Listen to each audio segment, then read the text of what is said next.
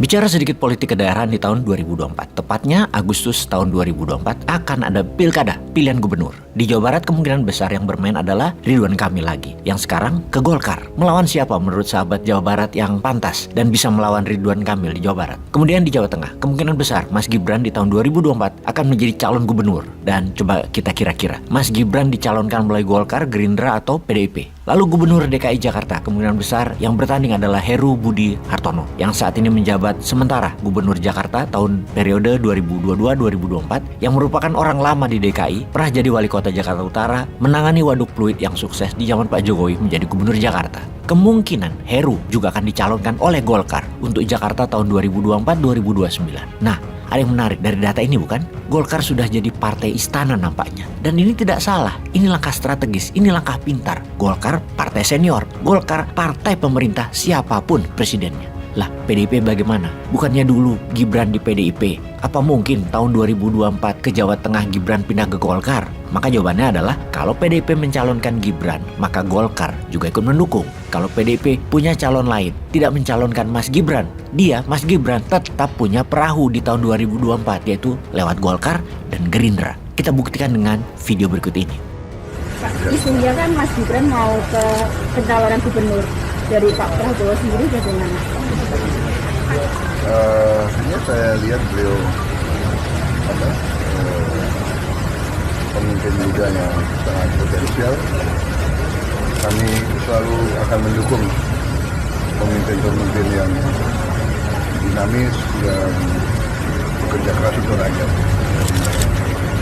Ya kami cocok sama Mas Gibran gitu.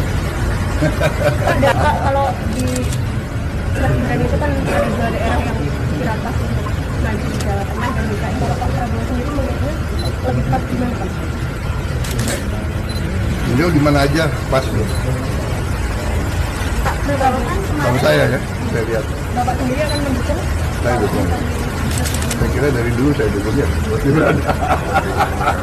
Tapi kalau melihat profilnya sendiri Pak Prabowo merasa Mas Gibran lebih cocok ke DKI atau Jawa Tengah? Saya tadi katakan dua-duanya beliau cocok, dua-duanya beliau pasti berhasil. Kemudian untuk memuluskan rencana besar para gubernur Pulau Jawa tersebut, maka tidak ada yang terpenting yaitu kemenangan di Februari 2024. Untuk semua itu incumbent yang kalau digabungkan ada 3 aliran partai besar yaitu Gerindra, Golkar, PDIP yang secara bersama-sama menggembosi oposisi yang dalam hal ini posisinya adalah 2 partai besar PKS dan Demokrat. Nasdem hingga saat ini adalah masih partai pendukung pemerintah. Menterinya tidak ada yang dicopot walaupun Nasdem mencoba bermain 2 kaki dengan mencalonkan Anies yang mewakili sisi oposisi. Akhir-akhir ini kita semua melihat bahwa Nasdem agak sedikit berubah sekarang setelah Pak Surya Paloh mengadakan pertemuan dengan Opung Luhut yang mana Pak Menko juga pemegang jabatan politik sebagai Ketua Dewan Penasehat Golkar. Waktu itu bertemunya mereka di Eropa. Pertemuan politik berkelanjutan di Jakarta. Pak Surya Paloh bertemu dengan Ketum Golkar, Pak Erlangga.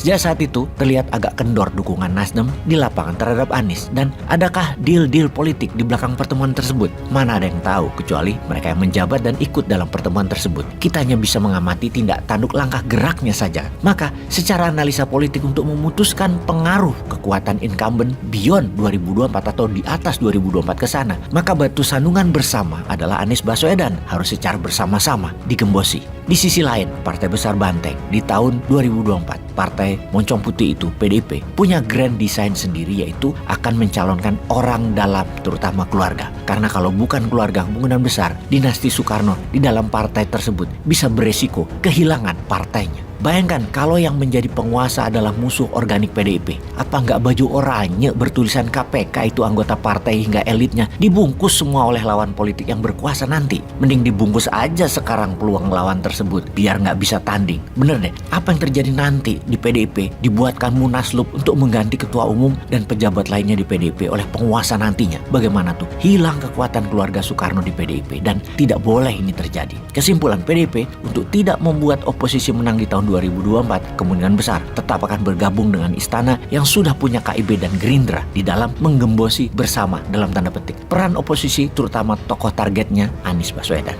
By all means. Pokoknya Anies tidak boleh mentas, Anies tidak boleh manggung. Sungguh, pengamat politik banyak yang ragu dalam hatinya dengan langkah oposisi mendeklarasi Anies karena sesungguhnya elit Partai Demokrat adalah safety player, pemain aman yang ingin gabung pemerintah, dan juga elit PKS sangat ingin bergabung dengan pemerintah di tahun 2024 ke sana. Karena mereka lapar dalam 10 tahun terakhir, kering sudah cuan di dompet. Dengan berat hati rasanya mendukung Anies karena euforia para konstituen di kelas bawah. Rakyat oposisi mendukung Anies kencang sekali, namun elit tetap di pikirannya adalah akan bergabung dengan siapa saja yang menang. Bisa jadi pendulumnya saat ini adalah di tangan Nasdem, dan inilah kehebatan Surya Paloh. Bayangkan apa yang terjadi kalau di last minute dia cabut dukungan ke Anies dan dia balik badan ke incumbent ketika akan mengajukan pendaftaran di KPU. Ambiar langsung Demokrat dan PKS, ambiar peluang Anies jadi RI 1. Mas Ganjar yang juga banyak digadang-gadang sesungguhnya bukan maunya PDIP. Sulit akan manggung di tahun 2024 karena Ganjar hanya bisa dicalonkan jika terjadi konsolidasi politik dan kekuasaan PDIP dengan istana terjadi. Sungguh tidak ada kekuatan terbaik di tahun 2024 adalah